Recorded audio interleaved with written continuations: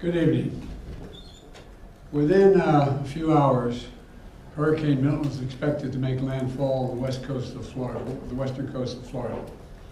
Already we're seeing impacts from the storm, including significant winds and heavy rain. And there's also been frequent and widespread tornado warnings throughout the day, and they're continuing and expected to expand as Milton moves over land, including a few that have already touched down in South Florida. Currently, Milton is a Category 3 with wind speeds up to 120 miles per hour. But no one should be confused. It's still expected to be one of the most and worst destructive hurricanes to hit Florida in over a century. You know, both the heads of the National Hurricane Center and the National Weather Service made it very clear in conversations I've had with them earlier today.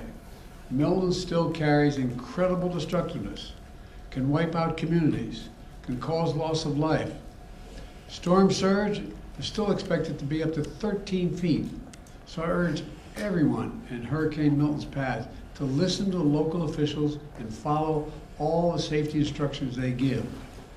At this point, evacuation is probably difficult. So I encourage people to look for safer shelter. Sometimes moving just a few miles can mean the difference between life and death. We've already approved emergency declarations for Florida. We have thousands of federal personnel on the ground. We've staged and are ready to go. We have 20 million meals, 40 million liters of water. At my direction, the Secretary of Defense, Austin, has pre-positioned search and rescue teams, helicopters, and high water speed vehicles as close to the storm as possible, so they're ready to conduct life-saving missions. And the administrator of FEMA will be on site tonight in Florida, and in the state's emergency operations center. Both Administrator Criswell and I will be in constant contact with state and local officials in the hours ahead. Once the storm hits, we're going to work with state officials to clear debris, restore power, and do it as fast as possible. The Army Corps of Engineers will pump out water and decrease flooding. We've already directed the Department of Defense to be ready to provide active duty service members to support Florida after the storm surge, if Governor DeSantis requests the help, which I expect he might. Just like we did North Carolina. I have surged over 1,000 U.S. Coast Guard personnel to perform search and rescue missions and reopen the Port of Tampa as soon as possible. Now, I want to reiterate a point. I made clear earlier today to the folks who have been impacted by Helene, this impact, and will be now impacted by Milton. Over the last few weeks, there's been a reckless and irresponsible and relentless promotion of disinformation and outright lies about what's going on. It's undermining confidence in the people in Florida and incredible rescue and recovery work that has been undertaken. Literally, there are thousands of fellow Americans who are putting their lives at stake and putting on the line to do the dangerous work that needs to be done now. And it's harmful to those who most need the help. Quite frankly, these lies are un-American, and there is simply no place for them. Not now, not ever. Former President Trump has led this onslaught of lies.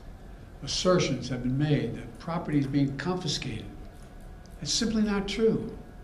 They're saying people impacted by these storms will receive $750 in cash and no more. That is simply not true either. They're saying that money needed for these crises are being diverted to migrants. What the heck are they talking about? Stop it. It's outrageous. It's just not true. Now the claims are getting even more bizarre. Marjorie Taylor Greene, the congresswoman from Georgia, is now saying the federal government is literally controlling the weather. We're controlling the weather. It's beyond ridiculous. It's so stupid. It's got to stop. Let me close with this. As difficult as these days and weeks have been, we've seen incredible courage by so many of our fellow Americans. I want to thank all the first responders for running toward danger instead of away from it, for saving lives and making a difference. FEMA personnel risking their lives, climbing on hillsides to reach people cut off by Helene. Army National Guard flying through the gale wind force. It's amazing what they're doing. Firefighters lifting collapsed wood and metal in an attempt to see if there are survivors, any survivors under the debris, risking their lives. Coast Guard teams rappelling from helicopters to rescue people and risking their own lives. There are countless friends and neighbors who have sacrificed for the greater good. Volunteers leaving their own families behind to help search for someone else's family. Fellow Americans looking out for one another. That's America at its very best. That's who we are. So my final message tonight is to the people of Florida and all the impacted states. We've got your back. We've got your back. And Kamala and I will be there for as long as it takes to rescue, recover, and rebuild. May God bless you all, and may God protect those serving in the eye of this storm on behalf of our nation. Thank you. Why do you think Trump is spreading misinformation? Why do you think Trump is spreading misinformation? To President Putin during the height of the pandemic. Do you have a comment, sir? Why do you think Trump is? Un-American. Why do you think Trump is spreading misinformation? I don't know. I simply don't know. You can speculate, but I just find it.